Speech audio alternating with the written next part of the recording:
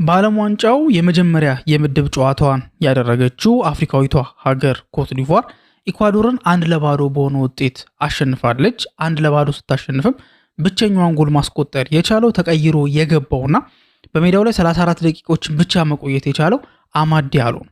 ስለዚህ አማድ በዚህ ወርልድ ካፕ ላይ በእርግጥ ጋር የመጀመሪያ ጨዋታ ነው፣ ግን ደግሞ ተቀይሮ ነው ገብቶ ከዛ በኋላ የሚገርም ቡስት ነው የሚሆንለት። ስለዚህ ለማንቸስተር ዩናይትድ ቀጣይ ለሚደረገው ውድድር ማለት ለቀጣይ ዓመት ራሱን አሻሽሎ መምጣት እንዳለበት ግልጽ ነገር እንደሆነ ይታወቃል። ታዲያ ለዛ ሊረዳው የሚችልበት አጋጣሚ አለው ወይ ማለት ይሄኛው ፐርፎርማንስ አማድን ቀጣይ ለሚያደርገው የማንቸስተር ዩናይትድ እንቅስቃሴው ጥሩ ነገሮችን ማምጣት ይችላሉ የሚለውን ነገር ለማየት እንሞክራለን። ከአፍሪካ ዋንጫም ጋር አያይዘን የምናነሳቸው ጉዳዮች አሉ። ስለዚህ እንዴት ነው የአማድ ጉዳይ የሚለውን ነገር ለማየት እንሞክራለን። ሁለተኛው ርዕሳችን ደግሞ የሚሆነው ማንቸስተር ዩናይትዶች ለሩበን አሞሪም የሚከፍሉትን ክፍያ ከዚህ በኋላ ለመክፈል አይገደዱም ማለት ነው። ስቲል ሩበን አሞሪም ከማንቸስተር ዩናይትድ ክፍያ እየተቀበለ እንደሆነ የሚታወቅ ነገር ነው አይደለ? ኮንትራቱን ጨርሶ አይደለም የወጣው። ስለዚህ ኮንትራቱ ተቋርጦ ስለሆነ የወጣው አሁንም ማንቸስተር ዩናይትድ ለአሞሪም እየከፈለው ነበረ። ከዚህ በኋላ ግን አይከፍሉም። ምክንያቱም ምንድነው? ከዚህ በኋላ ሩበን አሞሪም የኤሲ ሚላን አሰልጣኝ ሆኖ ከቀጣይ ዓመት ጀምሮ ስለሚሰራ አክቹሊ በዚህ ዓመት ነው የሚረከበው፣ ፕሬዚደንት ያሳልፋል። ግን አሰልጣኝ ሆኖ ጨዋታዎችን የሚመራው ያው ኔክስት ሲዝን አለ አይደለ?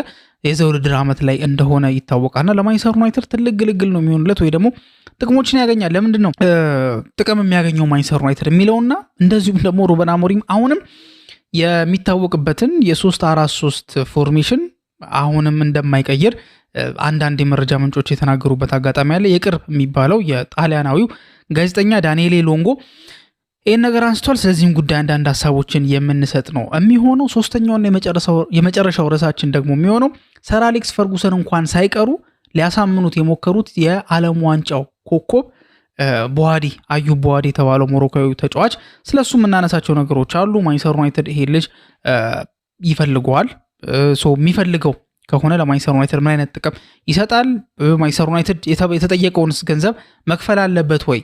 ያ ነገር ይጠቅመዋል ወይ የሚለውን ነገር ለማየት እንሞክራለን። በአጠቃላይ በእነዚህ 3 ርዕሶች ዙሪያ ነው የምንቆየው። እንደተለመደው እንደዚህ አይነት አዳዲስ ርዕሶችን እያመጣ እንደምንወያይ ይታወቃል። ስለዚህ እንደዚህ አይነት ውይይቶች እንዲደርሷችሁ ከፈለጋችሁ ይህንን ቻናል ሰብስክራይብ ማድረግ እንዳይረሳ፣ ሀሳባችሁን ኮሜንት ላይ ማስቀመጥ እንዳትረሱ። እንደዚሁም ደግሞ ቪዲዮን ደግሞ ከወደዳችሁት ደግሞ ላይክ እያደረጋችሁ እንደዚሁ እንድታበረታቱን እንጠይቃችኋለን። እንግዲህ መልካም ቆይታን ተመኘው። ወደ መጀመሪያው ርዕሳችን በምንሄድበት ሰዓት ላይ እንግዲህ የዓለም ዋንጫው ሞቅ ደመቅ ብሎ እየተካሄደ እንደሆነ ይታወቃል። ጀርመን ኩራሳውን 7-1 በሆነ ውጤት ያሸነፈችበት፣ እንደዚሁም ደግሞ በጣም አሪፍ የሚባል ፉክክር የተመለከትንበት የብራዚልና የሞሮኮ ጨዋታ እንደዚሁ ተመልክተን ነበረ። ኔዘርላንድስ ከጃፓን ጋር ያደረጉት 2-2 የተጠናቀቀው ጨዋታም እንደዚሁም ደግሞ ሰርፕራይዝ ቲም ሆኖም ደግሞ ዩኤስኤ በአስደናቂ ሁኔታ ያሸነፉበትን አጋጣሚ ተመልክተናል። አሁን ደግሞ የአማድ ዲያሎ ኮት ዲቯር ኢኳዶርን 1-0 በሆነ ውጤት ያሸነፈችበትንም ጨዋታ አይተናልና አማድ ጨዋታው ከመጀመሩ በፊት ቤንች ላይ እንደሚሆን ስንመለከት ብዙዎች አልጠበቁም ነበር። ምክንያቱም አማድ ዲያሎ በአፍሪካ ዋንጫው 3 ያክል ጎሎችን አስቆጥሮ ነበር ባለፈው ከወራቶች በፊት። እንደዚሁም ደግሞ ካሉትም ተጫዋቾች ከኮት ዲቯራዊ ተጫዋቾች ካሉትም በሱ ቦታ ላይም ከሆነ ሌላ ቦታ ላይ ጥሩ የሚባል ስታተስ ላይ ካሉ ተጫዋቾች መካከል የሚጠቀስ እንደሆነ ይታወቃል። በእርግጥ የአንድ ዲዮማንዴ ያለ ግን ደግሞ የአንድ ዲዮማንዴ ገና ወደ ከፍታው ሊሄድ ነው እንጂ ከፍታ ላይ ደረሰ አይደለም። ምንም እንኳን አርቢ ሌፕዚግ ወደ 112 ሚሊዮን ፓውንድ አካባቢ ቢመድቡበትም ግን ደግሞ አማድ ያለበት ሌቭል ላይ ግን አይደለም ያለው። ገና 19 ዓመቱ ነው ዲዮማንዴ። አማድ ደግሞ ማንቸስተር ዩናይትድ ቤት ውስጥ እየተጫወተ የሚገኝ ተጫዋች ነው። ስለዚህ ስታተሱ ትልቅ ነው። በእርግጥ ከወቅታዊ ፐርፎርማንሱ አንጻር ማንቸስተር ዩናይትድ ቤት ካደረገው ወቅታዊ ፐርፎርማንስ አንጻር አማድ ቤንች መደረጉ ላይገርመን ይችላል። ምክንያቱም እንደሚታወቀው የመጨረሻው ጨዋታው ላይ አሲስት ማድረጉ ይታወሳል። ግን ደግሞ በተለይ ከአፍሪካ ዋንጫ በኋላ ግን ጥሩ አልነበረም ሲንቀሳቀስ የነበረውና ከዛ ፐርፎርማንሱ አንጻር ቤንች መደረጉ ብዙም ላይደንቅ ይችላል ወይ ደግሞ ብዙም ላይገርም የሚችል ነገር ነው ተብሎ ይታሰባል። ግን ደግሞ አማድ ነው እንዳልኳችሁ ትልቅ ሌቭል ላይ የሚጫወት ተጫዋች ነው። ስለዚህ እሱ ቤንች መደረጉ ግን ትንሽ ያልተጠበቀ ነገር እንዲሆን ነገሮችን አድርጓል ማለት ነው። ታዲያ አማድ ከቤንች ተነስቶ ያው ሙሉ በሙሉ 90 ደቂቃውን ቤንች ላይ አልጨረሰም። ልክ ኮት ዲቯር ከኢኳዶር ጋር ተጫውታ ጎል ለማስቆጠር በተቸገረችበት ሰዓት ላይ 0-0 በሆነችበት ሰዓት ላይ ተቀይሮ ገብቶ ከዛ በኋላ 34 ደቂቃ ያክል ነው እዛ ውስጥ ቆይቶ የነበረው። በዚህ 34 ደቂቃ ውስጥ አንድ ጎል አስቆጥሮ እንደዚሁም ደግሞ በሶፋ ስኮር መሰረት 8.5 ሬቲንግ ተሰጥቶት በእርግጥ የወርልድ ካፑ ኮከብ ተጫዋች የተባለው ማለት ማን ኦፍ ዘ ማች የተባለው በዛ ጨዋታ ላይ ያን ዲዮማንዴ ነበር። ግን ደግሞ በሶፋ ስኮር መሰረት ግን ሬቲንግ ሲያወጡ ግን ሶፋ ስኮሮች 8.5 ለአማድ ዲያሎ ሰጥተውት ለያን ዲዮማንዴ ደግሞ 8.2 ሬቲንግ ነው የሰጡት እና የተሻለ ላይክ ሶፋ ስኮሮች የተሻለ ሬት ያደረጉት አማድን ነው። ወርልድ ካፑ ደግሞ ማን ኦፍ ዘ ማች ብሎ ደግሞ የሸለመው ደግሞ ያን ዲዮማንዴ ነው። በአጠቃላይ ግን አማድ ፕሮሚሲንግ ከሚባለው ተጫዋች ሁላ የተሻለ ፐርፎርማንስን ያሳየበትን አጋጣሚ ተመልክተናል። ታዲያ ይሄ ፐርፎርማንስ በተለይ ደግሞ በዚሁ የሚቀጥል ከሆነ ቀጣይ ለሚያደርገው የማንቸስተር ዩናይትድ ቆይተው ወይ ደግሞ ሂደቱ የሚረዳው ነገር ይሆናሉ የሚሉ ሀሳቦች የተነሱ ይገኛሉ። በእርግጥ አማድ ዲያሎ ከአፍሪካ ዋንጫው በኋላ ነው ክሊር የሚባል ወይ ደግሞ የሚታይ አይነት የአቋም መውረድ ያሳየው በቃ ቀጥታ ከአፍሪካ ዋንጫ በኋላ እና በአፍሪካ ዋንጫው በቃ ብዙ ኤነርጂን አውጥቶ ወይ ደግሞ ምናምን ነገር ነው ተብሎ ነበር ታስቦ የነበረው 3 ያክል ጎሎችን ማስቆጠር ችሏል። በእርግጥ ለሀገሩ በደንብ አድርጎ ነበር ሲያገለግል የነበረው። ከዛ በኋላ ግን ጥሩ አልተንቀሳቀሰም። አሁንም ሰዎች በተለያየ መንገድ ነው ይሄን ነገር የሚያነሱት። አንዳንዶች በአፍሪካ ዋንጫውም እኮ መጥፎ አልነበረም ፐርፎርማንሱ፣ በአፍሪካ ዋንጫውም ጥሩ ነበር ፐርፎርማንስ ያደርግ የነበረው። ከዛ በኋላ ግን ወደ ማንቸስተር ዩናይትድ ቤት መጥቶ ግን ያንን ጥሩ ፐርፎርማንስ ማስቀጠል አልቻለም ነበር ሀሳባቸው የነበረው። አንዳንዶች ደግሞ አማድ በአፍሪካ ዋንጫው ላይ ጥሩ ተጫውቷል፣ ግን ደግሞ በዓለም ዋንጫው ላይ ግን ጥሩ አሁን ከአፍሪካ ዋንጫው በፊት አማድ ጥሩ እየተንቀሳቀሰ ነበር። ከዛ አፍሪካ ዋንጫው መጣና አፍሪካ ዋንጫው ላይ ጥሩ ተንቀሳቀሰ። ከአፍሪካ ዋንጫ በኋላ ደግሞ ያን ያህል የሚጠበቅበትን ነገር ማድረግ አልቻለም። ተቀይሮ ሲገባ ተመልክተነዋል። ቋሚ 11 ውስጥም ሲገባ ተመልክተነው ነበረ። ግን ደግሞ የሚታይ ኢምፓክት ሲያሳይ ግን አልተመለከትነውም ነበር አማድ ዲያሎን ማለት ነውና መጥፎ ጥሩ የሚባል ፐርፎርማንስ ነበረው። ከዛ አፍሪካ ዋንጫው መጣና ጥሩ ተንቀሳቅሶ ነው ወደ መጥፎ ሄደው። አሁን ግን ተቃራኒ ነው። መጥፎ ነበር መጀመሪያ ላይ። አሁን ዓለም ዋንጫው ላይ ጥሩ ከተንቀሳቀሰ ቀጣይ ለሚደረገው የማንቸስተር ዩናይትድ የውድድር ዓመት ደግሞ ተሽሎ በመቅረብ ሞር ጥሩ በመንቀሳቀስ የተሻለ ነገሮችን ሊያሳይ ይችላል የሚሉ ሀሳቦች ናቸው እየተነሱ ያሉት። በእርግጥ ሁለቱም ሊያስኬድ ይችላል። እንደተባለው ልክ ከዚህ በፊትም አፍሪካ ዋንጫው ላይ ጥሩ ነበር ፐርፎርም አድርጎ የነበረው። ከዛ በኋላ ሲመለስ ነው መጥፎ ፐርፎርማንሱን ደግሞ ማሳየት የቻለው የነበረው። ግን በዓለም ዋንጫው ላይ ተመሳሳይ ነገር ሊፈጠር ይችላል። ምክንያቱም የቶርናመንት ነገር እንደዚህ ዲሳይድ ለማድረግ ትንሽ ያስቸግራል የሚሉ ሰዎች ናቸው ይሄንን ሀሳብ የሚያነሱት። ግን በዛም አለ በዚህ ግን ወርልድ ካፑ ላይ ጥሩ የሚንቀሳቀስ ከሆነ ማለት ይሄ ገና የመጀመሪያ ጨዋታው ነው። ያው በእርግጠኝነት ከዚህ በኋላ የሚደረገው ቀጣይ ጨዋታ ላይ ቋሚ 11 ውስጥ ሊገባ የሚችልበት እድል ሰፊ ነው። ያው አሁን በዚህ ጨዋታ ላይ በኢኳዶሩ ጨዋታ ላይ ካሳየው ፐርፎርማንስ አንጻር የተሻሉ ነገሮችን ሊያሳይ የሚችልበት እድል በጣም ሰፊ እንደሆነ ይጠበቃል።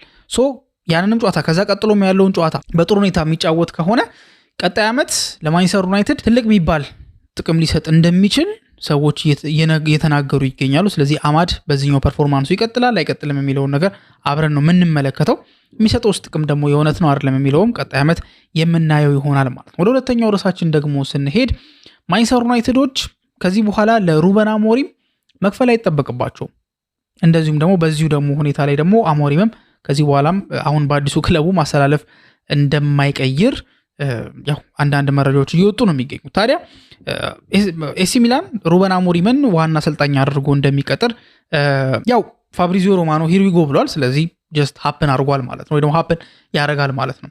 በእርግጥ ኤሲ ሚላን ሩበን አሞሪም የመጀመሪያ ተመራጫቸው ነበር ወይ የሚለው ጥያቄ አልነበረም። ምክንያቱም ታስታውሱ እንደሆነ ሊቨርፑሎች አንዶኒ ራውላን ከመቅጠራቸው በፊት ዋና አሰልጣኝ አድርጎ ከመሾማቸው በፊት አንዶኒ ራውላ ወደ ጣሊያን ሊጓዝ ወይ ደግሞ ተጉዟል ነበር የተባለው። ብቻ የተለያየ ነገር አንዳንዶች ሊጓዝ ነው እያሉ ነበር፣ አንዳንዶች ደግሞ ኦልሬዲ ተጉዟል እና ንግግር እያደረገ ነበረ። በእርግጥ ኮንታክቶች ነበሩ እና ኢራውላም ደግሞ የኤሲ ሚላን አሰልጣኝ ለመሆን አንዳንድ ጥረቶች ነበሩ። ይሄ ብቻ አይደለም፣ ማውሪሲዮ ፖቼቲኖ እንደዚሁ የኤሲ ሚላን ሌላ ተመራጭ ነበር።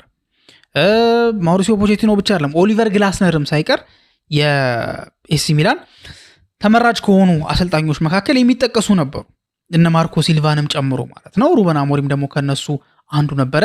ሌላ ደግሞ አይ ቲንክ ከአንድ አሰልጣኝ ጋርም እንደዚሁ ሩበን አሞሪም እንደዚሁ ሲፎካከር ነበረ የኤሲ ሚላን ዋና አሰልጣኝ ለመሆን። በመጨረሻም ግን ኤሲ ሚላኖች ሩበን አሞሪምን ለመቅጠር ወስነው ሩበን አሞሪም እንግዲህ ሂርዊጎ ተብሏል ማለት ነው። ይሄ ዜና ለማንቸስተር ዩናይትድ እጅግ በጣም ትልቅ ዜና ከሚታሰበው በላይ ማለት ነው ትልቅ ዜና ነው።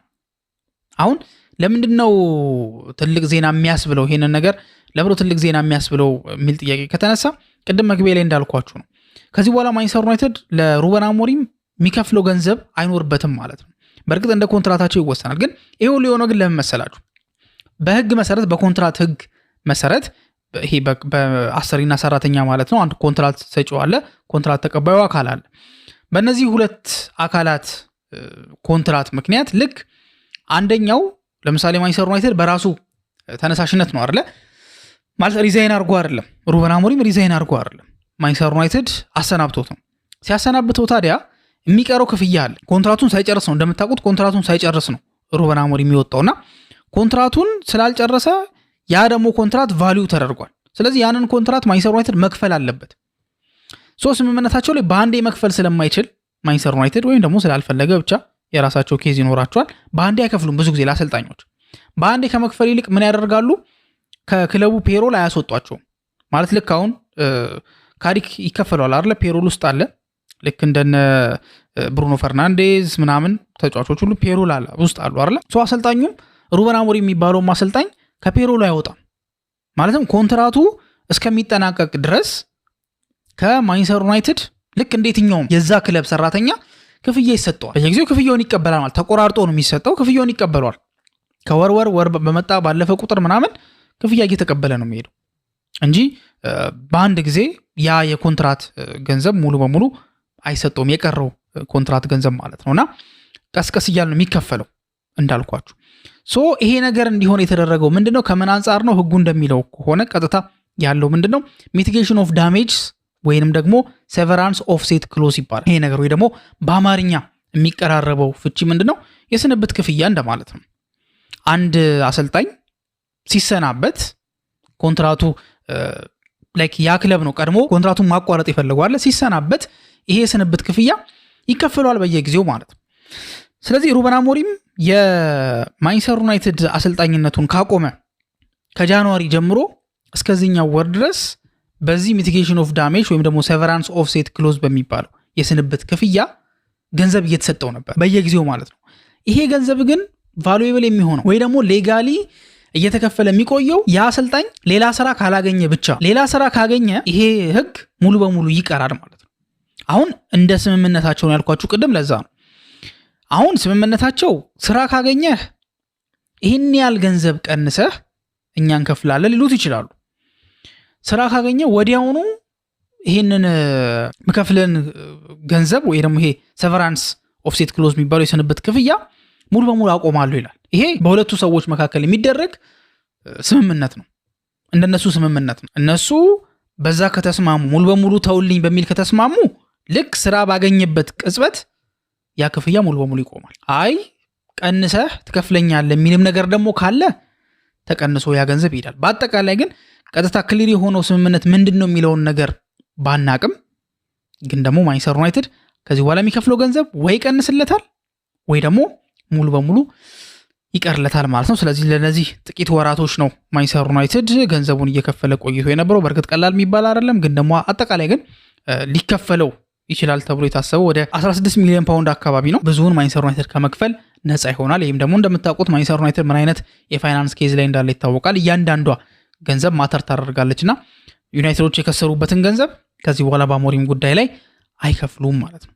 ሌላኛው ደግሞ በዚሁ አሞሪም ጉዳይ ላይ ዳንኤሌ ሎንጎ የሚባለው አንድ ጣሊያናዊ ጋዜጠኛ ሩበን አሞሪም አሁንም የ3-4-3ቱን ፎርሜሽን እንደማይቀይር የቅርብ ምንጮች እየተናገሩ ይገኛሉ ነው የተናገረው። ስለዚህ አሞሪም አሁንም ቢሆን በሚላን ቤት 3-4-3ን ይዞ ሊጠቀም እንደሚችል ወይም በማንቸስተር ዩናይትድ ቤት በጣም አንፖፑላር የሆነው ፎርሜሽን በኤሲ ሚላን ቤትም እንደሚቀጥል ይጠበቃል። እንግዲህ ዳንኤሌ ሎንጎ ያለውን ከተቀበልን ወይ ደግሞ ካመንን ማለት ነውና ያው ከሩበን አሞሪምም አንዳንድ እንቅስቃሴዎችም አንጻር ካያችሁ የሚለውጥ አይመስልም። ግን ደግሞ በማንቸስተር ዩናይትድ ቤት ውስጥ ግን የሆነ ትምህርት ወስዶ ከዚህ በኋላ ባሉት ክለቦቹ ላይ የፎርሜሽን ጉዳይ ላይ ሞር ፍሌክሲብል ይሆናል ብሎ ነበር ሰዎች ገምተን የነበረው። እኔ ጠብቄ የነበረው እንደዛ ነበር። ሞር ፍሌክሲብል ይሆናል። አንድ ሲስተም ላይ በጣም ሙጭጭ ማለት ብዙም ያዋጣው ነገር አይደለም ወይ ደግሞ ብዙም ያዋጣኝ ነገር አይደለም ብሎ አስቦ ከዚህ በኋላ ግን በሚኖረው ክለቦች ላይ ግን ይሄ የሲስተም ጉዳይ ወይ ደግሞ የፎርሜሽን ጉዳይ ላይ ፍሌክሲብል ሊሆን ይችላል የሚሉ ግምቶች ነበር የነበሩት። ሩበን አሞሪም ግን በፍጹም ብሎ አሁንም ይሄን 3-4-3 በደንብ አድርጎ እንደሚጠቀመው የቅርብ ምንጮች እየተናገሩ ይገኛሉ። እንግዲህ እንዴት አድርጎ ኤክስኪዩት ያደርገዋል የሚለውን እንመለከታለን። ግን ለሩበን አሞሪም እንደ ትልቅ አድቫንቴጅ የሚሆንለት ነገር ምንድነው? ማሲሚሊያኖ አሌግሪ ከኤሲ ሚላን ቤት ከመሰናበቱ በፊት 3-5-2 ነበር ሲጠቀም የነበረው። ስለዚህ ተጫዋቾቹ አዲስ አይደሉም ለዚህ 3-5-2 ለዛ ሲስተም የሚሆኑ ተጫዋቾችም አሉ ያውቁታልም። ስለዚህ እንደ ማንቸስተር ዩናይትድ ከዜሮ አይደለም የሚያስጀምራቸው፣ የሚያውቁትን ፎርሜሽን ነው በራሱ መንገድ ይዞ ለመሄድ የሚሞክረውና ምናልባት ከዩናይትድ በተሻለ መንገድ ሊሰራለት የሚችልበት እድል አለ ተብሎ ይጠበቃል ማለት ነው። ወደ ሶስተኛውና መጨረሻው ርዕሳችን ደግሞ ስንሄድ በዓለም ዋንጫው ብዙ ተጫዋቾች ብዙ ኮከብ ተጫዋቾች አሉ አይደለም የሚጠበቁ ኤክስፔክት የሚደረጉ ጨዋታቸውን አድርገው የሚወራላቸው። ከነዛ ተጫዋቾች መካከል ታዲያ አንደኛው ሞሮኮ ከብራዚል ጋር ያደረገችውን ጨዋታ 1-1 በሆነ ውጤት ስታጠናቅቅ አንድ የ18 ዓመት ታዳጊ የብዙ ሚዲያዎች ትኩረት ሆኗል። በእርግጥ ይሄ ልጅ አሁን አይደለም ትኩረት የሆነው፣ የሊል ተጫዋች ነው፣ የሆነ የማይታወቅ ክለብ የሚጫወት አይደለም፣ የፈረንሳዩ ሊል አማካይ ተጫዋች ነው። ግን ደግሞ ሞር ግን በትልቅ መድረክ ላይ ግን ራሱን ሲያሳይ ደግሞ ከዚህ በፊት ኖቲስ ያላደረጉትም ሰዎች ወይ ደግሞ ዛትማች ሬት ያላደረጉትም ሰዎች አሁን በደንብ አድርገው ኮንሺየስ መሆን ጀምረዋል በልጁ ጉዳይ ላይ ማለት ነው። ብዙ ክለቦችም እየፈለጉት እንደሆነ ይታወቃል። ታዲያ ማንቸስተር ዩናይትድ ይሄንን ተጫዋች ለማስፈረም ኢቭን ፈርጉሰንን ሁሉ አካተው ነበር። አሁን አይደለም ፈርጉሰን ካለበት የጤና ሁኔታም አንጻር አሁን ላይ እንደዚህ አይነት አክቲቪቲዎች ላይ ይሳተፋል ብሎ ማሰብ ትንሽ ያስቸግራል። አሁን እንደዛ ይሳተፋል ተብሎ አይጠበቅም። ግን ደግሞ ፈርጉሰን እንኳን ግን የተካተተበት አንዳንድ ይሄ የማሳመኛ መንገዶች ግን ማንቸስተር ዩናይትድ ተጠቅሟል ተብሎ ይታሰባል። ያም ተጫዋች የ18 ዓመቱ ሞሮካዊው የሊል አማካይ አዩብ ቦአዲ ይባላል። አዩብ ቦአዲ እንግዲህ በብራዚሉ ጨዋታ ላይ መሃል ሜዳውን በደንብ አድርጎ ነበር ማስተር አድርጎት የነበረው፣ ሙሉ በሙሉ ነበር ተቆጣጥሮት የነበረው። ማንቸስተር ዩናይትድም ታዲያ የዚህ ልጅ ፈላጊ እንደሆነ ይታወቃል። አሁን አይደለም ግን የዚህ ልጅ ፈራሚ ሆነ። ከአንድ ዓመት በፊት ላለፈው 1 ዓመት ያክል ማንቸስተር ዩናይትድ አዩብ ቦአዲን በትኩረትና በቅርበት ሲከታተለው ቆይቷል። ዩናይትድ አማካይ ተጫዋች እንደሚፈልግ ያው የሚታወቅ ነገር ነው። የተለያዩ ተጫዋቾችን ማንቸስተር ዩናይትድ ቼክ እያደረገ ነው። አንዳንዶቹ በጣም ይሄ ኦቨር ፕራይስድ ተደርገዋል ብሎ የተዋቸው አሉ። ለምሳሌ እንደ አንደርሰን አይነት ተጫዋቾች ማንቸስተር ሲቲ አጠቃላይ ፓኬጅ ወደ 121 ሚሊዮን ፓውንድ አካባቢ አቅርቦ ኖቲንጋም ፎረስት ውድቅ ያደረገበትን ሁኔታ ተመልክተናልና ያንን ስንመለከት ልጁ ኦቨር ፕራይስድ ሆኗል። ማንቸስተር ዩናይትድ ለዚህ ልጅ ለመክፈል 85 ሚሊዮን ፓውንድ በላይ ኦቨር ፕራይስ ነው ብሎ ስለሚያስብ ለሱ የተጠየቀውን 120 ሚሊዮን ፓውንድ ለመክፈል ዝግጁ እንዳልሆነ ማንቸስተር ዩናይትድ አሳውቋል ለኖቲንጋም ፎረስቶችም። አጠቃላይ ዩናይትድ እሱን ዋጋው ካልቀነሰ በስተቀር በጭራሽ የማስፈረም ፍላጎት ያላቸው አይመስሉም። ታዲያ ወጣቶችንም እየጠየቁ እንደሆነ ይታወቃል። ከነዛ መካከል አዩብ ቦአዲ ነው። ቦአዲ ታዲያ ግን በማንቸስተር ዩናይትድ ብቻ አይደለም የሚፈለገው፣ በፒኤስጂ ቤት ይፈለጋል፣ በሊቨርፑል ቤት ይፈለጋል፣ በአርሰናል ቤት ይፈለጋል። ብዙዎች የሚፈልጉት አይነት ተጫዋች ነው። ገና 18 ዓመቱ ነው። ታዲያ ማንቸስተር ዩናይትድ ይሄን ልጅ ማስፈረም ወርዝ ያደርጋል ወይ የሚለውን ጉዳይ ማየት ያለብን ይመስለኛል። ልጁ አንዳንድ መረጃዎች እንደሚሉት ከሆነ ከ60 እስከ 70 ባለው ሚሊዮን ፓውንድ ሊለቀው እንደሚችል ይታሰባል። ግን አሁን በዓለም ዋንጫው ግን የተለየ ፐርፎርማንስ ካሳየ ግን ዋጋው እንደሚጨምር ግልጽ ነው። ስለዚህ ከዓለም ዋንጫው በፊት ከሆነ ግን ከ60 እስከ 70 ባለው ማንቸስተር ዩናይትድ ይሄ ልጅ ማግኘት የሚችልበት አጋጣሚ ነበር። ግን ወርልድ ካፑ ላይ ግን የተለየ አይነት ፐርፎርማንስ የሚያሳይ ከሆነ ይሄ ነገር ይጨምራል። ስለዚህ ዩናይትድ ከ60 እስከ 70 ይሄ ልጅ ማግኘት ይችላል ማለት ነው። ሲቀጥል ደግሞ በሞሮኮ ጨዋታ ላይ በ4-2-3-1 ፎርሜሽን የቀኙ 6 ቁጥር ሆኖ ነበር ሲጫወት የነበረው። ይሄ ማለት ደግሞ ማንቸስተር ዩናይትድ ኤግዛክትሊ የሚፈልገው ቦታ ማለት ነው። ልክ ካሴሚሮ ሲገባ የሚጫወተው ቦታ ላይ በ4-2-3-1 ውስጥ ሁለት አማካዮች አሉ፣ 2 ቁጥር ተጫዋቾች። ሜኑ በግራ በኩል ይጫወታል፣ በዚህ በኩል ደግሞ ካሴሚሮ ደግሞ በቀኝ በኩል ይጫወታል። ልክ አዩብ ቦአዲ እንደሚጫወትበት ቦታ ማለት ነው። በዛ ቦታ ላይ ነው በዋናነት ሴንትራሊ ሲጫወት የነበረው። ያው ኦፍ ኮርስ ይለዋወጣል፣ ግን በዋናነት ግን እዛ ቦታ ላይ ነው ሲጫወት የተመለከት ነው የምንገኘው። ስለዚህ ለካሪካ ጨዋታ ለዩናይትድ ፎርሜሽን በደንብ የሚሆን አይነት ተጫዋች ነው ማለት ነው። እድሜው ገና ነው፣ ኦፍ ኮርስ ገና ወጣት ተጫዋች ነው ምናምን ነገር። ያው እንግዲህ ልጁ የተለየ ታለንት ስለሆነ በዚህ ደረጃ ዋጋው ከፍ ያለው፣ ግን ከዋጋው አንጻርም እንደዚሁ በኋላ እንመጣበታለን አጠቃላይ። ሲቀጥል ይሄ ብቻ አይደለም፣ ልጁ እንዳልኳችሁ ነው በ4-2-3-1 ውስጥ የቀኝ አማካይ ሆኖ ነው የሚጫወተው። ሲቀጥል ደግሞ ካሉት ኳሊቲዎች መካከል ደግሞ አንደኛው ልጁ ድሪብል ማድረግ ይችላል። መሀል ላይ ድሪብል ማድረግ የሚችል ተጫዋች ነው። ይህ ብቻ አይደለም፣ ለፕሪሚየር ሊጉ ፊዚካል ባትልም ደግሞ ዝግጁ የሆነ አይነት ተጫዋች ነው። ቁመቱ 1 ሜትር ከ85 ሴንቲሜትር ነው። ረዘም ያለ መሃል ሜዳ ተጫዋች ነው ማለት ነው። ለኤሪያል ዱዌሎች በጣም የሚሆን ነው። ለሚደረጉት ዲፌንሲቭ አክሽኖች በጣም የሚያስደንቅ ነው። ከአውሮፓ አማካዮች በዲፌንሲቭ ዱዌል 94% የተሰጠው ተጫዋች ይሄ ተጫዋች ማለት ነው፣ ካሉት ከሁሉም አማካዮች ማለት ነው። ግን ደግሞ ትልቁ ግን ድክመቱ ምን መሰላችሁ? የዚህ ልጅ እስካሁን ባሳየው ማጥቃት ላይ በጣም ደካማ የሆነ አቋም ነው ያለው። ከአውሮፓ አማካዮች ቦተም 4% ውስጥ በጣም መጥፎ የሚባሉት 4% አሉ አይደል? እነዛ ውስጥ ነው የሚካተተውና የማጥቃት አቅሙ ሎ ነው፣ ግን ደግሞ መከላከል ላይ ጥሩ ነው። ታዲያ ዩናይትድ እስከ 72 ድረስ እስከ 70 ድረስ የሚያወጣበት ተጫዋች ነው ተብሎ ይታሰባል። በዚህ በኩል ደግሞ ማቴዎስ ፈርናንዴዝ ደግሞ አለ። ስለዚህ ከሁለቱ ማን ነው መፈረም ያለበት?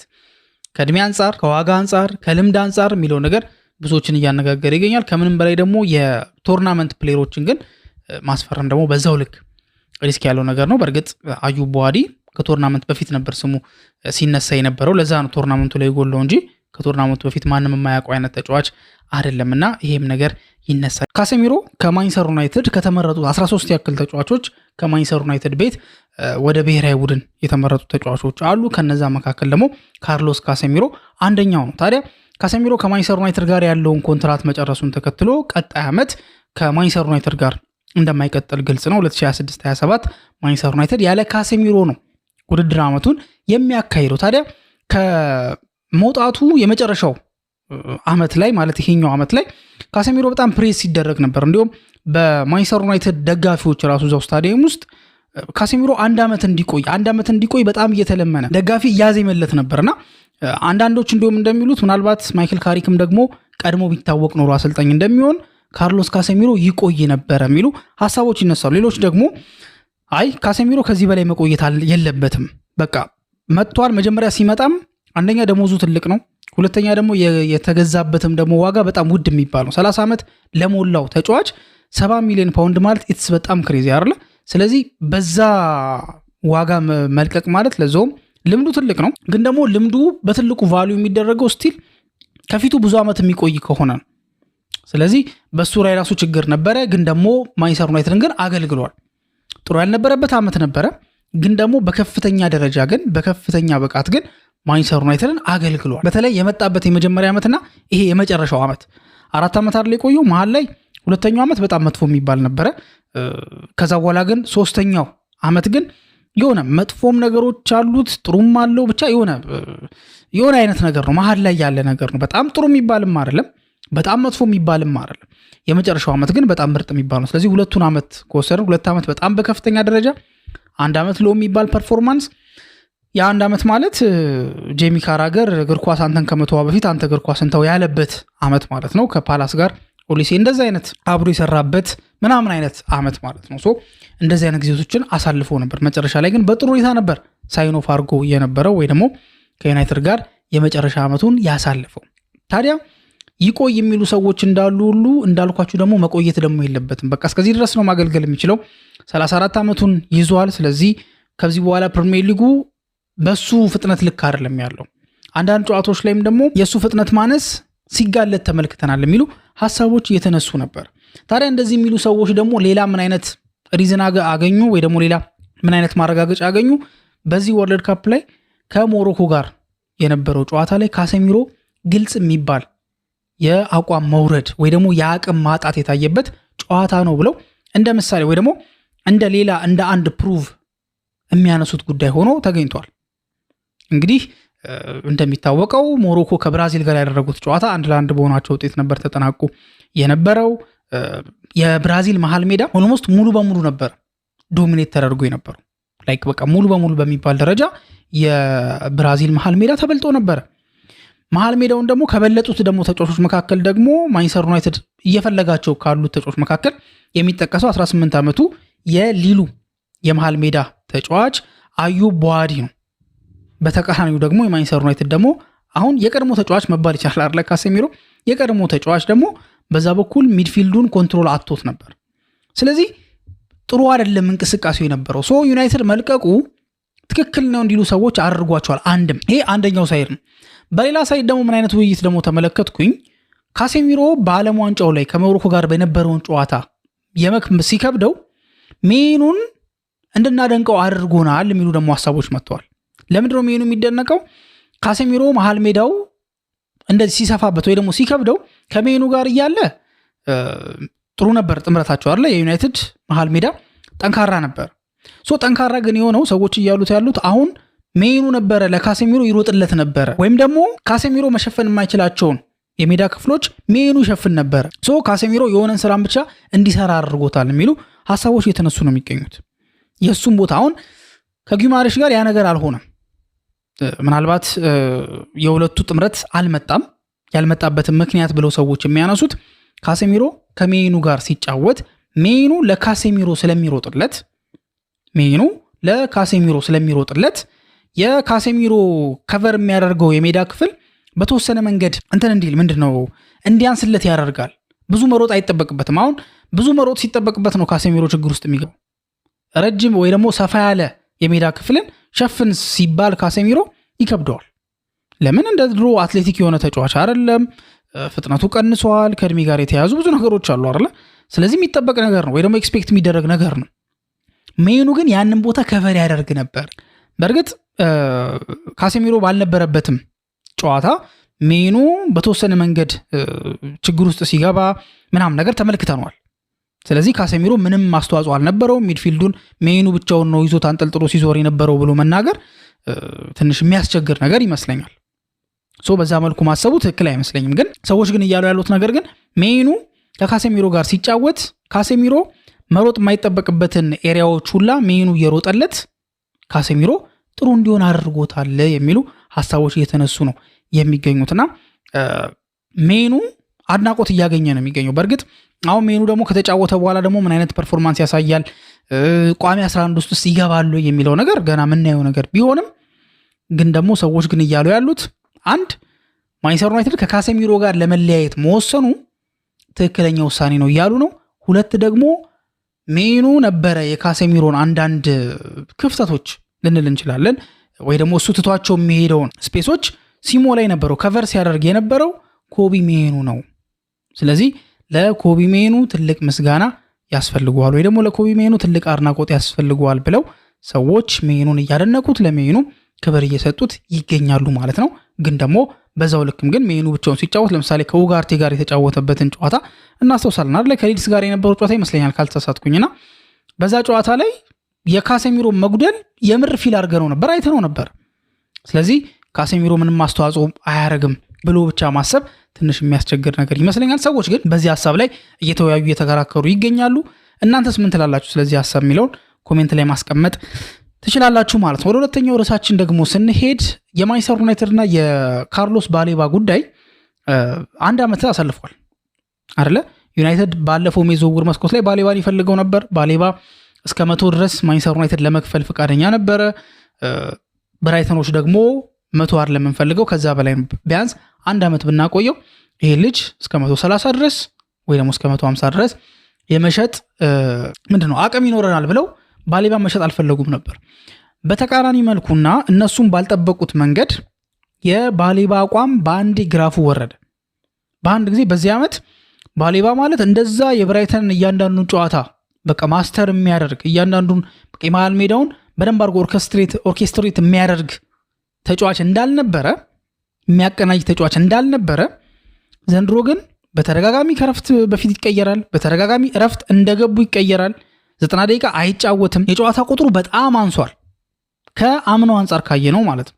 ስለዚህ ማንቸስተር ዩናይትድ በባሌባ ጉዳይ ላይ ትንሽ ፍሬን ያዝ ነገር ለማድረግ ፈልጓል። ምክንያቱም ልጁ አንዳንዶች እንደሚሉት ከሆነ ከፍተኛ የሆነ ፕሬሸርን መቋቋም ወይ ደግሞ ሃንድል ማድረግ የማይችል ከሆነ ማንቸስተር ዩናይትድ ቤት በጣም ይቸገራል። በትልቁ ነው የሚቸገረው። ምክንያቱም ዩናይትድ ቤት ውስጥ ፕሬሸር አለ። ዩናይትድ ቤት ውስጥ ብዙ ነገሮችን መቋቋም አለብህ፣ ተቋቁመ ማለፍ መቻል አለብህ እንጂ ሜንታሊ በዚህ ደረጃ ዊክ ምትሆን ከሆነ በዚህ ደረጃ ያን ያህል በቃ ስትሪንግስ ከሌለህ በሜንታል ደረጃ ብዙ ነገሮች ይከብደዋል። ዩናይትድ ቤት ውስጥ የሚያስፈልገው ዋነኛው ነገር ሜንታሊቲ ነው። ምክንያቱም ፈርጉሰን ማንቸስተር ዩናይትድ እንደዛ ነው ያደረገው። አሁን ለምሳሌ ሮይ ኪን የማንቸስተር ዩናይትድ ሌጀንድ ይባላል።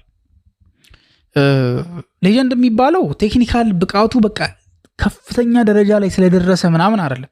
ኦፍኮርስ በማንቸስተር ዩናይትድ ሌቭል የሚያስፈልገውን ብቃት ወይ ደግሞ ክህሎት ወይም ደግሞ ቴክኒካል አቢሊቲ ያለው ተጫዋች ነው። ለዛም ነው ረጅም ዓመት መቆየት የቻለው። አምበል የሚሆነው አምበል በነገራችን ላይ ዊክ ተጫዋች አይሆንም። የፈለገ ሞራሉ ጥሩ ቢሆን አምበል አይሆንም። ያ ተጫዋች ጎበዝ መሆን አለበት። መጀመሪያ ጎበዝ መሆን አለበት። ከዛ በኋላ ካራክተር ሊኖረው ይገባል። ምክንያቱም ሁሌ ሜዳ ውስጥ መግባት አለበት። ከቤንች ሆኖ መቼስ አይመራም አይደል? ስለዚህ ቋሚ መሆን አለበት። ቋሚ ለመሆን ነው ብቃት ያስፈልገዋል። ስለዚህ ኪን በጣም ብቃት ያለው ተጫዋች ነው። ግን ደግሞ በእነ ስኮልስ ሌቭል ግን ያለ አይደለም። ልዩነቱ ምንድን ነው? ሮይ ኪን ዩናይትድ የሚፈልገው ወይ ደግሞ ሰር አሌክስ ፈርጉሰን የሚፈልጉት አይነት ሞንስተር የሆነ ሜንታሊቲ ያለው ላይክ ቡድኑን ማንቃት የሚችል አይነት ሜንታሊቲ ያለው ያ ሜንታሊቲ ነው ሮይ ኪን ያደረገው። ዩናይትድ ያደረገው ያ ሜንታሊቲ ስላላቸው የፈርጉሰን ሜንታሊቲ ነው። አንድም ባለፈው ስቲቨን ባርሌት ፖድካስት ላይ ስቲቨን ባርሌት ራሱ የተናገረ ነበር። ኤቭራን ሲቀበለው ከኤርፖርት ለዚህ ክለብ ለመሞት ዝግጁ ነው ወይ ብሎ ነው መጀመሪያ የጠየቀው። ሶ ሜንታሊ ምን ያህል ጠንካራ የነበሩ እንደሆኑ በቃ በዚህ ማወቅ እንችላለን። ስለዚህ ክለቡ በዛውን የሚቀጥለው አሁን ዩናይትድ የተቸገረው አንደኛ ሜንታሊቲው በጣም ጠንካራ የሆነ ስኳድ ስላልነበረው አሰልጣኝ ስላልነበረው ነው። ስለዚህ ዩናይትድ እንዲለወጥ ከተፈለገ ሜንታል ስትሬንግዝ ያላቸው ተጫዋቾችና ሜንታል ስትሬንግዝ ያለው አሰልጣኝ ያስፈልጋል። ሁለቱ ካልተሟላ ዩናይትድ ቤት አይለወጥም። ለምን ዩናይትድ ቤት ውስጥ ፖቴንሻል ጠፍቶ ያቅም ፍሎፕ ናቸው የምትሏቸው ራሱ ፖቴንሻላቸው ሎ አለም እንዴ። ሳንቾ እኮ ዋን ኦፍ በጣም ታለንተድ የሚባል እኮ ተጫዋች እኮ ነው ሳንቾ ማለት። ግን ዩናይትድ ቤት መጥቶ ግን አልተሳካለትም። በብቃቱ ምክንያት ነው። ኦፍኮርስ ሜንታሊ ጠንካራ ካልሆንክ ሜዳ ውስጥ ያለህም እኮ ብቃት ይወርዳል አብሮ። ፖግባ ከፖቴንሻል አንጻር ፖቴንሻል የሌለው ተጫዋች ሆኖ ነው ዩናይትድ ቤት ውስጥ የሚጠበቀውን ያክል ማድረግ ያልቻለው አይደለም። ሌሎቹንም መጥቀስ ትችላላችሁ። ግን ሜንታል ስትሬንግዝ የሚባል ነገር አለ። ያ ነገር ዩናይትድ ቤት ውስጥ ኪ ነው። ሶ ባሌባ ደግሞ ሰዎች እንደሚሉት ከሆነ ሜንታል ስትሬንግዙ ላይ ጥያቄ ያለን ዩናይትድ አላስፈረመኝም ብሎ ሜንታሊ እንደዚህ የሚወርድ ከሆነ ዋሪየር የሆነ ሜንታሊቲ አይደለም ያለው ብለው ሰዎች ከሱ ላይ ምናልባት ዩናይትድ ፍላጎቱንም ያቀዘቀዘው በዛ ምክንያት እንደሆነ ብዙዎች ይገምታሉ። አሁን ታዲያ በዓለም ዋንጫው ላይ አንድ በጣም አስደናቂ ፐርፎርማንስ ያሳየ የብራይተን ሌላኛው ተጫዋች አለ። ያሲን አያሪ ይባላል። በዓለም ዋንጫው ላይ ስዊድናዊ ተጫዋች ነው። ግን የአባቱ ዜግነት ይመስለኛል ወይ ደግሞ የአባቱ ዘር እንትን የሚለው ከቱኒዚያ ይመስለኛል። ከቱኒዚያ ጋር የነበረው ጨዋታ ላይ 2 ጎሎችን አስቆጥሮ ሴሌብሬትም አላደረገም። ታዲያ ይሄ ተጫዋች በብራይተንም ጥሩ ሲዝን እያሳለፈ ነው። ግን በዓለም ዋንጫው የመጀመሪያ ጨዋታው ስዊድን 5 ጎሎችን በምታስቆጥርበት ሰዓት ላይ በዛ ጨዋታ ላይ ኮከብ ሆኖ ነበር ያመሸው። 50 ተቾችን አድርጓል። ይሄ ልጅ 6 ዲፌንሲቭ አክሽኖችን አድርጓል። 2 ጎሎችን ማስቆጠር ችሏል በ90 ደቂቃ ውስጥ ማለት ነው። ስለዚህ በጣም አስደናቂ ፐርፎርማንስ ነው ያሳየው። በጣም የሚገርም ፐርፎርማንስ ነው ያሳየው ያሲን አያሪ ማለት ነው። እድሜውም ደግሞ ገና ነው፣ 22 ዓመቱ ነው። ብራይተን ቤት በአካዳሚ ደረጃ ነበረ። ከዛ በኋላ በውሰት ተሰጥቶ ነበረ። ተመልሶ ግን በትልቅ ደረጃ ማለት በዋናው ቲም ውስጥ ለ2 ዓመት ያክል ተጫውቷል። ሶ በዛኛው በአምና ዓመቱ ላይ 34 ያክል ጨዋታዎችን ተጫውቷል። 2 ጎልና 1 አሲስት አስመዝግቧል። በዚህኛው ምላችሁ ይሄ አሁን የጨረስነው አላር 2025-26 የውድድር ዘመን በዛ ደግሞ 29 ጨዋታዎችን አድርጓል። 3 ጎል አስቆጥሯል። 3 አሲስቶችን ማድረግ የቻለ ተጫዋች ነው። ስለዚህ በ2 ዓመት ውስጥ ይሄ ተጫዋች የአምናው የውድድር ዘመን ላይ 34 ጨዋታዎችን 25-26 ላይ ደግሞ 29 ጨዋታዎችን አድርጓል። ስለዚህ ፕሪሚየር ሊግ ላይም ጥሩ የሆነ ፐርፎርማንስ የሚያሳይ ተጫዋች ነው ማለት ነው። የዓለም ዋንጫው ላይ ብቻ አይደለም። ስለዚህ አሁን ባልኳችሁ ሪዝን ባሌባ የማንቸስተር ዩናይትድ ዋና ኢላማ አይደለም። ስለዚህ ሰዎችም እያሉ ያሉት ምንድን ነው?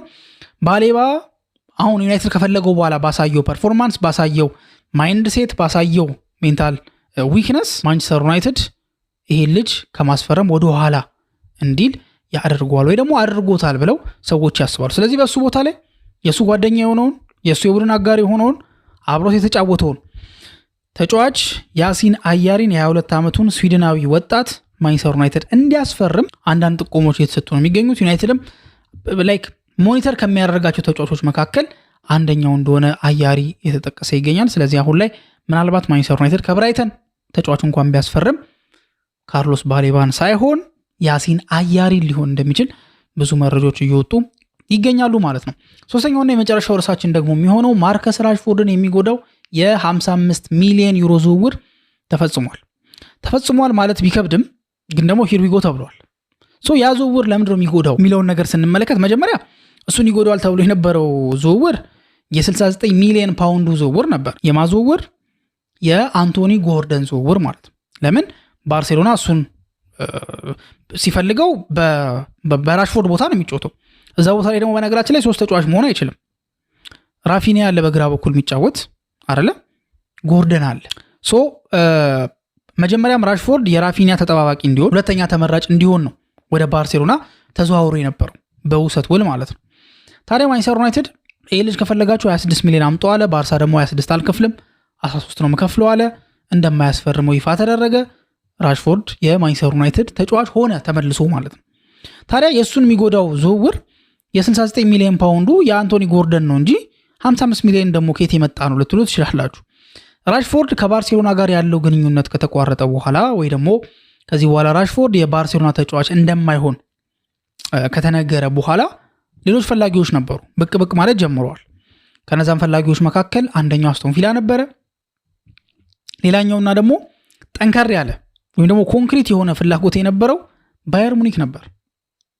ባየር ሙኒክ ማንቸስተር ዩናይትድ የጠየቀውን ክፍያ መክፈል እንደሚፈልግ ፍቃደኛ እንደሆነ አስታውቋል የሚሉ መረጃዎች ወጥተው ነበር። አሁን በወጣው መረጃ መሰረት ግን ባየር ሙኒክ ከፒኤስቪ አይንዶቨን ሞሮካዊውን አጥቂ 9 ቁጥር ቦታ ላይ የሚጫወታል። ለሞሮኮ አይታችሁታል። በግራም በኩል ደግሞ የሚጫወት ተጫዋች ነው። በዋናነት ግን በግራ በኩል የሚጫወት ተጫዋች እስማኤል ሳይባሪ የተባለውን ተጫዋች ከፒኤስቪ ማስፈረሙ ያው ፋብሪዚዮ ሮማኖ ሂርዊጎ ብሎ ዝውውሩን ይፋ አድርጎታል ማለት ነው። ታዲያ ለዚህ ልጅ የፈጀው ገንዘብ 55 ሚሊዮን ዩሮ ነው። ማርከስ ራሽፎርድ ልክ ባርሴሎና አንቶኒ ጎርደንን እንዳስፈረመው ሁሉ ባየር ሙኒክም ልክ እስማኤል ሳይባሪን ሲያስፈርመው ራሽፎርድ የሚባል ተጫዋች ከባየር ሙኒክ ፍላጎት ወይ ደግሞ ራዳር ውጪ ሆነ ማለት ነው። ለምንድነው ውጪ ሆነው? ሉዊስ ዲያዝ አላቸው በዛ ቦታ ላይ።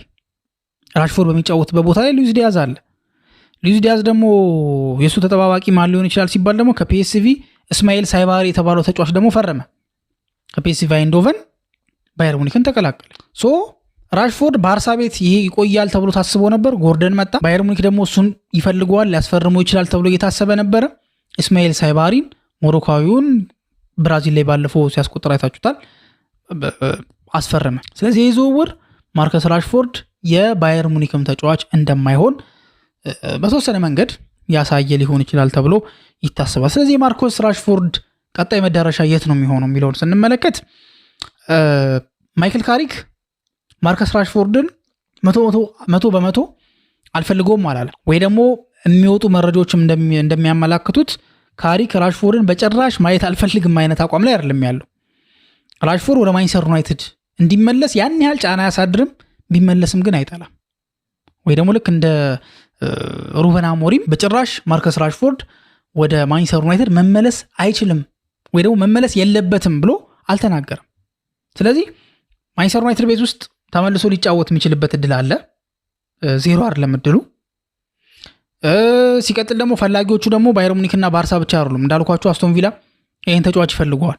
አርሰናልም የዚህን ተጫዋች ፈላጊ እንደሆነ አንዳንድ መረጃዎች እየወጡ ይገኛሉ። ምን ያህል ኮንክሪት ነው ያ ፍላጎት እርግጠኛ አይደለሁም። ያን ያህል ኮንክሪትም አይመስልም፣ ግን ፍላጎት ግን አለ። ስቲል አርሰናሎች እንደሚፈልጉት አንዳንድ መረጃዎች ሲወጡ ተመልክቻለሁ። የተለያዩ የሚፈልጉት አሉ። ማንቸስተር ዩናይትድ ቤት ይቀጥላል ብሎ ማሰብ ትንሽ የሚያስቸግር ይመስለኛል። ምክንያቱም በሁለቱ መካከል ያለው እህልዋ ከሞላ ጎደል የተቋረጠ ነገር ይመስላል። ማንቸስተር ዩናይትድ ቤት የማይቆይ ከሆነ ግን የሚፈልጉት ደግሞ ክለቦች አሉ። ባርሴሎና እና ባየር ሙኒክ ብቻ አይደለም። ስለዚህ ማንቸስተር ዩናይትድ ያንን 26 ሚሊዮን ይዞ ወይ ደግሞ ከቻለም ጨምሮ ሌሎች ለሚፈልጉት ክለቦች መሸጥ ይችላል። ግን የራሽፎርድ ጉዳይ ግን ትንሽ የሚያሳዝን ይመስላል። ማለት ሁለት ክለቦችን ተስፋ አድርጎ ሁለቱም ክለቦች ደግሞ ሌላ ተጫዋች ከሱ ከፍ ባለ ገንዘብ ሌላ ተጫዋች ሲያስፈርሙ ማየት ትንሽ የሚያስቸግር ይመስለኛል። አንቶኒ ጎርደን ከሱ በጣም ከፍ ያለ ገንዘብ ነው ወጥቶበት ባርሳን የተቀላቀለው። እስማኤል ሳይባሪ እንዳልኳቸው 55 ሚሊዮን የወጣበት ተጫዋች ነው። ስለዚህ የራሽፎርድ ጉዳይ ትንሽ ያሳዝናል። ግን ደግሞ ክለብ ያጣል ተብሎ አይታሰብም። እናንተስ ምን ታስባላችሁ? ማርከስ ራሽፎርድ ቀጣይ መዳረሻው የት ይመስላችኋል? ከባሌባና ከአያሪስ ማንቸስተር ዩናይትድ ማንን ያስፈርመው? ማንቸስተር ዩናይትድ አዩብ ቧዲን ያስፈርመው ወይንስ ማቲዩስ ፈርናንዴስን ያስፈርመው የሚለውን ነገር በኮሜንት ሴክሽን ላይ ታስቀምጡልን እንጠይቃችኋለን። እስካሁን ድረስ አብራችሁን ስለቆያችሁ እናመሰግናለን። በቀጣይ ፕሮግራም እስከምንገናኝ ድረስ መልካም ጊዜ ይሁንላችሁ።